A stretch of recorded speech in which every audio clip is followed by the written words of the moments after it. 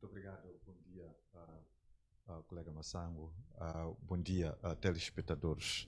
É lamentável e desejar pésamos ao malogrado e aos estimados familiares. Nós dirigimos nossas pésamos perante essa perda de vida humana. Aliás, trata-se da perda de todos os moçambicanos, para todos nós moçambicanos, tendo em conta a tarefa que esse agente realizava na busca da lei ou ordem, a segurança do nosso país. É lamentável, mais uma vez, assistir e ouvir situações desta natureza, de polícias violentados, mortos, e mais uma vez estamos a entrar em 2025 com essa notícia, 2026 aliás, com essa informação de mais um agente da Polícia da República de Moçambique, agente de segurança, a ser tirado a vida desta maneira. No nosso país, ultimamente, a morte está a ser normalizada, infelizmente. Mortes bárbaras que estão a ocorrer, mas, no entanto, sobretudo preocupa pelo fato de até os próprios membros que deveriam garantir a segurança de nós, os moçambicanos, também estarem a sofrer essas sevícias. A partir daí, questiona-se até que medida em que nós vamos nos sentir seguros dentro do nosso país. É preciso que possa-se rever o cenário que está a acontecer. As autoridades que foram confiadas para garantir a lei e ordem em Moçambique, elas devem encontrar uma estratégia que possa, de alguma forma, inverter o atual cenário e trazer esperança da sociedade moçambicana, da segurança que eles tão almeja que podia provir dessas autoridades. Lembre-se, Massango, de que igualmente nós entramos já nos finais de 2025, entramos com uma notícia da morte por baleamento de cidadãos em Mongovolas. Alguns dizem de que foram 7 ou 8 cidadãos que foram tirados da vida, e depois outros dizem que, na pessoa da Namola, dizem que foram mais de 31 pessoas que foram tiradas da vida já nas vésperas da entrada do ano novo.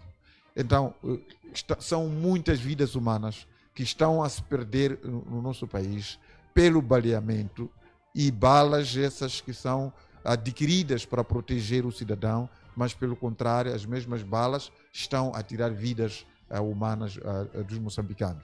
Sobre esse assunto das pessoas que foram mortas em Mogovola, vamos poder desenvolver melhor quando estivermos a falar do nosso assunto relativamente ao secretário-geral do Anamola, o senhor Messias Ureno, o qual também abordou esse assunto, e achamos melhor podermos desenvolver mais sobre isso.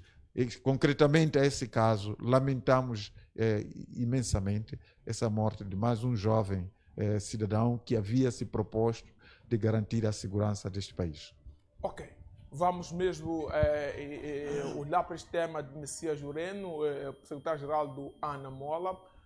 Conforme dizia mesmo na minha primeira intervenção, coincidência ou não, na última aparição, a última participação do Dr. Marcelino aqui no Diário do Povo, teria dito que o Messias, ou secretário-geral do Anamola, era mais ou menos um ser inexistente naquele partido, não tinha nenhuma expressão como tal, e que na Frelimo, a Frelimo estava a ser governada por boa parte por pessoas da zona sul, em concreto manhembanas, e parecia-nos que a Anamola queria se repetir o mesmo fenômeno. Então Venâncio Mondlane despertou e vimos uma troca. O Dr. Manhi, que era secretário-geral, deixou de ser secretário-geral, e do nada vimos aí o Messias. Não tínhamos aqui bases, não sabíamos o que o Messias tinha feito, qual era a sua militância, qual era o seu papel anterior naquele partido, e em menos de 48 horas vimos um vídeo do gênero do Messias. Coincidência ou não, a verdade é que o Messias apareceu com um discurso contundente que divide opiniões.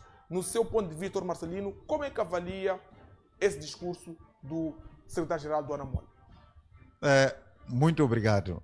O discurso de Messias Correno, o secretário-geral da Anamolas, é um discurso, como dizia, é um discurso contundente, é um discurso que se assemelha àquele que foi presidente da Rússia, o Medvedev, o qual, quando ele aparece, as palavras que tiram da boca dele são, de certa maneira, ameaçadoras.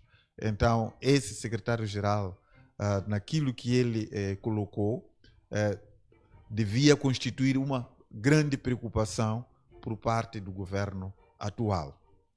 Primeiro, importa relembrar das principais declarações do Messias Correno, o qual ele primeiro começou a falar sobre a independência, a luta pela independência nacional. Ele enalteceu os jovens que pegaram a arma e foram lutar para poder trazer a independência em Moçambique. Seguidamente, ele veio a falar da luta que André Matsangaissa e Dhlakama conduziram durante os 16 anos.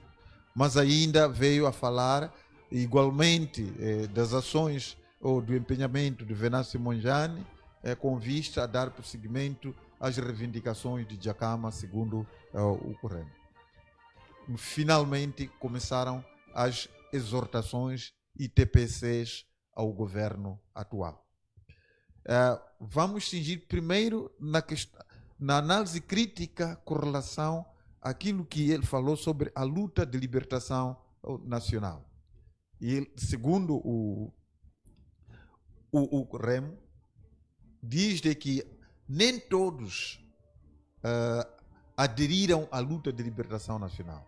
Muitos foram aqueles que, em algum momento, até chegaram de trair a causa da luta de libertação nacional. Eu, pessoalmente, não concordo com essa declaração. Se Moçambique esteve unido alguma vez, foi durante a luta de libertação nacional. Se Moçambique congregou todos os moçambicanos para a guerra da libertação nacional, foi naquele momento. Foi o único momento, o momento ímpar, em que os moçambicanos se uniram para poder lutar contra o colonialismo português. O que aconteceu efetivamente foi a ganância do grupo do sul do país na gestão do país, quando se viu que os frutos estavam a vir. Se for a ver Messias Ouaremo, secretário-geral, verifique lá quem são que foram considerados reacionários já nas vésperas do término da luta de libertação nacional. Os reacionários que foram apelidados de reacionários foram aqueles da zona centro e norte do país. Enquanto isso, os da zona sul, Maputo, Inhambane e Gaza, eram proclamados heróis deste país. Então, é nessa senda em que, em algum momento, houve esse discurso enganador de que houve alguns que procuraram trair a causa da luta de libertação nacional. Não houve nenhum traidor da luta de libertação nacional. Houve, sim, gananciosos que procuraram retirar os outros da governação deste país quando já se aproximava a independência nacional. Por isso, se for a ver na história, há de encontrar Urias Chimango, que foi vice-presidente da Frente de Libertação de Moçambique, foi preso e morto. Vai encontrar Joana Simião, outras vozes. Vai encontrar o padre Guengere, todos eles de lá do norte, que foram considerados traidores. Mas, na verdade, pesquise lá qual foi a motivação de pegar aqueles que eram da zona centro e norte serem considerados traidores, e a razão vai encontrar que, pura simplesmente, foi sempre a questão de poder retirar da governação deste país do centro e norte. Então, Messias Waremo, não foi a questão, não houve traição, houve sim situações de poder excluir uns e poder buscar acolher nos outros. Relativamente ao surgimento da Renamo, aí eu concordo consigo, Messias Waremo, que efetivamente a luta ela foi digna, porque ela trouxe a democracia, embora ela não perfeita, e trouxe também a nova Constituição da República de Moçambique. Aí eu concordo consigo, secretário-geral da Anamola, Messias Waremo, e houve um esforço abnegado que trouxe hoje essa possibilidade de nós podermos estar a falar aqui nas câmaras da televisão. Em relação ao surgimento do Venâncio Mondlane, que destacou, neste caso, a contribuição de Venâncio Mondlane no concernente à abertura das mentes dos moçambicanos para eles poderem conhecer os seus direitos e conhecerem as civícias quanto o regime atual está a provocar no país. Aqui, igualmente, posso concordar consigo, Messias Waremo, em relação a esse papel do Venâncio Mondlane, que ele teve com vista a poder abrir a visão dos moçambicanos, particularmente a geração Z, para que ela possa entender que há necessidade, sim, de eles também serem inclusos na gestão deste país e não deixar apenas as gerações dos antigos combatentes e a geração de 8 de março a poder gerir este país, sem que possa permitir também que os outros possam, para além disso, garantir com que haja uma participação de todos e não haver exclusão no processo de governação e distribuição dos poderes políticos e econômicos. Venâncio teve um papel fundamental. Se Venâncio Mondlane, as pessoas não teriam essa visão. Contribuiu imensamente, Venâncio. Eu acho que nenhum moçambicano atento pode negar o papel do Venâncio Mondlane no concernente ao despertar de muitos moçambicanos com relação às atuais civícias que o país está a passar. As exclusões no concernente ao acesso do poder político e o poder econômico. Esse papel, por mérito, deve-se efetivamente atribuir a Venâncio Mondlane. Poderia haver, mas no entanto, quem despertou neste momento a essa geração Z e a muitos outros, hoje muitos já têm coragem de poder até se pronunciar em face desse despertar, deste amanhecer provocado por Venâncio Mondlane.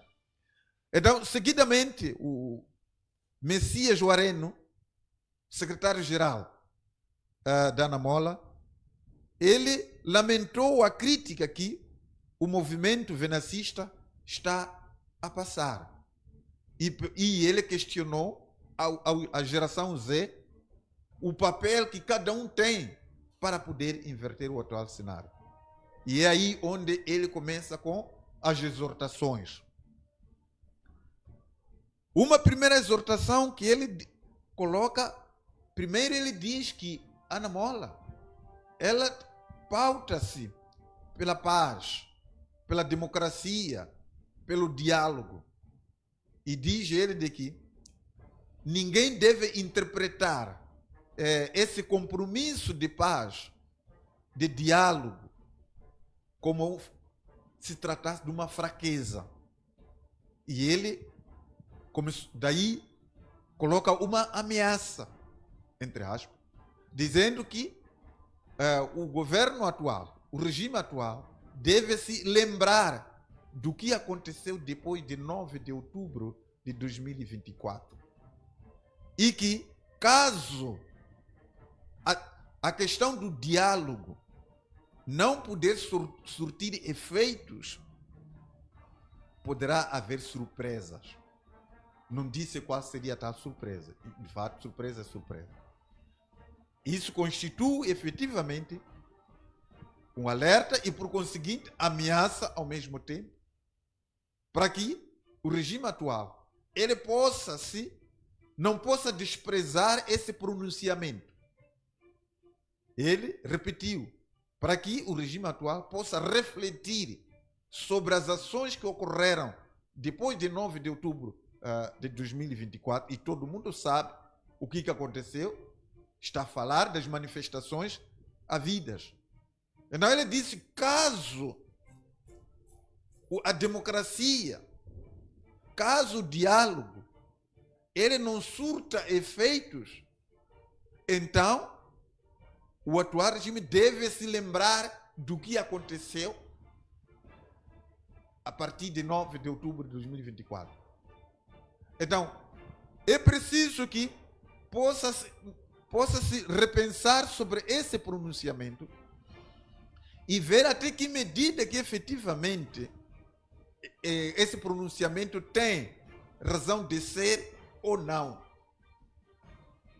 Lembro-me da questão da senhora Graça Machel, quando dizia de que nós não queremos mais poder ver matanças ocorridas em face de alguém se sentir mal, se sentir injustiçado e recorrer às mortes.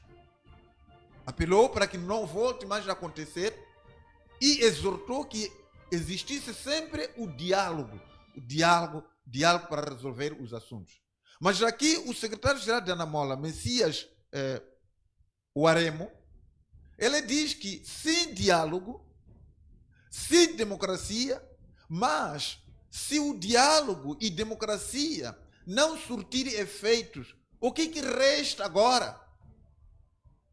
O que será que ser feito então? Essa questão pode ser respondida pela senhora Graça Machel, que ela apelou o diálogo sempre. Mas agora há uma pergunta que está sendo lançada agora pelos Messias Uareno, que caso esse diálogo emperrar, não ser considerado, qual será a via que vai acontecer? E ele respondeu isso, de que a via que vai acontecer será uma surpresa. E essa surpresa, ele encaixa na necessidade do regime atual refletir sobre os acontecimentos que ocorreram durante as manifestações. Então, isso assusta qualquer cidadão, porque ninguém mais quer ver aquelas balas a tirar vidas humanas. Ninguém mais quer ver aquela moldura humana nas estradas. Se é algo que já aconteceu daquele modo, que surpresa neste momento esperamos que provavelmente será superior àquela que nós vimos, que já não foi surpresa, é uma coisa sabida e conhecida por todos os cidadãos. Então, mais uma vez, ele aparece com uma exortação de que em 2026 o governo deve libertar a todos os presos advindo das manifestações de 2024 e 2025. Igualmente, coloca a questão de criar condições para que o regime não continue com as perseguições políticas. Então, ele reivindicou esses dois casos, de que imediatamente ele recomendou a libertação de todos os presos em face das manifestações. Recomendou para que o regime pudesse parar com aquilo que ele diz das perseguições políticas. E é aqui onde ele falou de que em Mogovolas houve um seu delegado que foi preso ou morto e mais 31 pessoas que foram mortas. Mas olha, aqui esperava-se que houvesse um pronunciamento oficial por parte do governo sobre o número exato de pessoas que foram mortas em Mogovolas.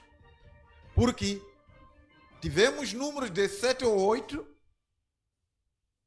E tivemos esse número que Messias Uaremo apresenta de 71 pessoas, aliás, 31 pessoas, mais de 31 pessoas que foram mortas na véspera do término de 2025. Olha, sejam 7, sejam 31, mais de 31 pessoas, são vidas humanas que foram perdidas. Era preciso que houvesse aqui esclarecimento real. Quem são as pessoas que foram mortas? Mas na verdade são moçambicanos. Mas era necessário mesmo que a polícia ou os membros de defesa e segurança tirassem vida a essas pessoas. Alguns dizem que são garimpeiros que foram mortos. Outros dizem que são membros de Naparama. E ainda diz que dentro desses membros de Naparama havia uns que tinham cartões do Anamola. Então era importante que se esclarecesse efetivamente o que terá acontecido em Mogovolas. Qual é a identidade das pessoas que foram mortas? Quantas pessoas foram mortas? E qual foi a razão da morte dessas pessoas e não capturá-las, serem julgadas, tendo em conta que Moçambique não tem pena de morte. Essa prática de matanças que o nosso país está a normalizar, e hoje estamos a ver um agente da Cernic igualmente tirar da vida. Se disseram que esses que foram mortos traziam armas brancas, queriam assaltar um posto policial ou queriam atacar a polícia, justifica-se a polícia ter reagido também na proporção de autodefesa? Tendo em conta que uns traziam armas brancas, outros traziam armas automáticas, qual foi a necessidade de poder tirar mortalmente pelas balas a pessoas que traziam armas brancas? Até que medida é que essa nossa polícia está treinada para poder salvar vidas? Porque tirar vida é o último recurso que possa existir. Mas neste momento, a arma que se entrega ao membro da PRM é pura simplesmente para tirar a vida no primeiro momento. Mas já com a nossa Constituição da República nega matanças, não tem pena de morte. E até hoje, o comandante-geral da PRM ainda não se pronunciou sobre as medidas que eventualmente deveriam ser tomadas contra esses membros, a esses agentes da PRM que dispararam mortalmente contra cidadãos que traziam armas brancas, no lugar de os deter.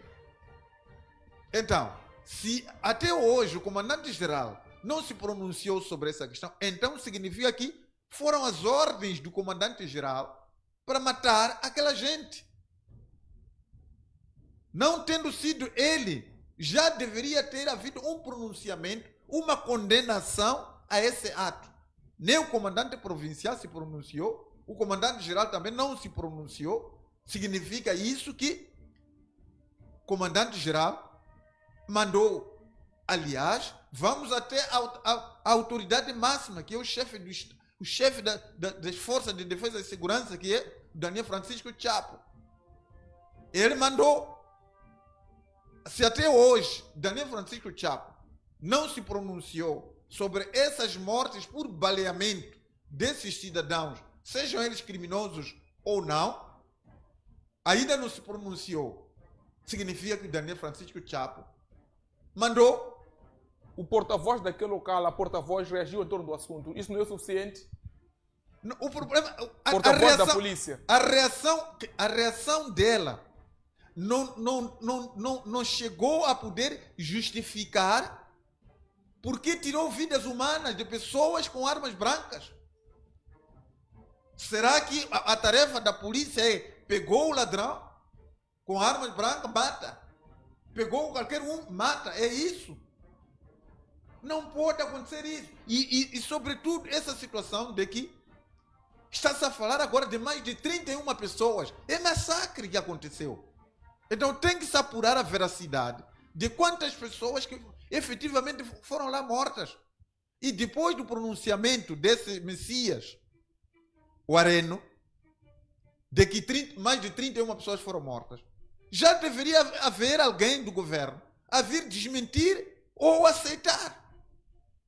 E se existe um silêncio, significa que o governo consente de que efetivamente morreram mais de 31 pessoas. Por que o governo não vem negar esse pronunciamento? Significa que efetivamente é isso. Porque o primeiro número que nos apareceu foi de 7 a 8. E seguidamente, já no limiar, no dia 31 de dezembro, no limiar de 2025, aparece Messias Areno a dizer que, afinal de contas, em Mogovola foram mortas mais de 31 pessoas. E até hoje não há nenhum membro do governo a poder desmentir essa informação. Significa que efetivamente essa informação é real. Tirando isso, por que as autoridades de defesa e segurança até hoje não repudiam a morte dessas pessoas? A polícia ainda usa armas para poder se defender de pessoas com armas brancas? O que está acontecendo? Então, estamos num cenário extremamente difícil em que o país não pode se pautar. Se a ideia é essa de distribuir armas aos membros de defesa e segurança, que qualquer situação que ocorrer é matar, então algo está mal aqui. Estão a normalizar as mortes. É por essa razão que também está-se a matar até os próprios agentes que deveriam zelar pela segurança do país.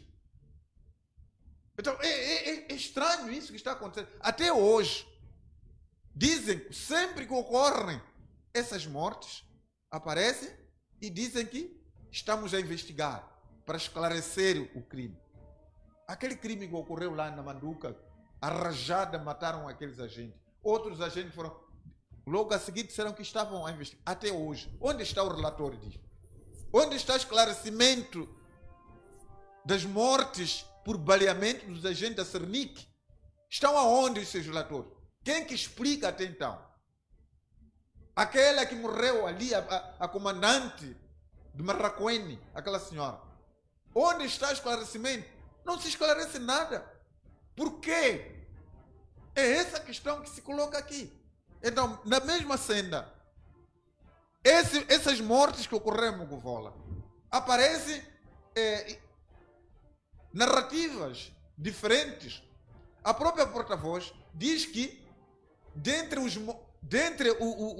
aqueles que são tais membros da Naparama, estavam lá membros que tinham cartões do Anamola. Indiretamente estava a dizer que estavam lá membros do Anamola. E o Anamola rejeita isso. Qual é a verdade que está aqui? Independentemente de serem membros ou não da Anamola, aqueles senhores não traziam lá armas automáticas. Pior se efetivamente se provar de que eram garimpeiros que foram mortos. Um garimpeiro à procura da vida, um garimpeiro que é excluído e encontrou uma fonte de vida, foi lá à procura de alguma coisa para se alimentar. E é esse que mereceu de bala. Aliás, temos que nos lembrar que a TV Sucesso chegou naquela zona, entrevistou algumas pessoas, e as pessoas que foram entrevistadas disseram de que aqueles foram garimpeiros que foram mortas. Quem puder rever o documentário da TV Sucesso, que logo a seguir foi naquele local, entrevistou algumas pessoas sobre aquilo que aconteceu naquele lugar. E houve mais outros que falaram sobre isso. Mas neste momento, não temos efetivamente a real situação de Mogovolas. E está em silêncio. Ninguém hoje está a aparecer para poder vir esclarecer efetivamente este caso. O que despertou a atenção foi efetivamente esse pronunciamento do secretário-geral da Anamolas, o Messias Areno, que diz, afinal de contas, em Mogovola, terem morridas ou terem sido baleadas mais de 31 pessoas. Essa é uma grande preocupação que deve merecer um pronunciamento do Comando Geral da PRM para efetivamente nos dizer quantas pessoas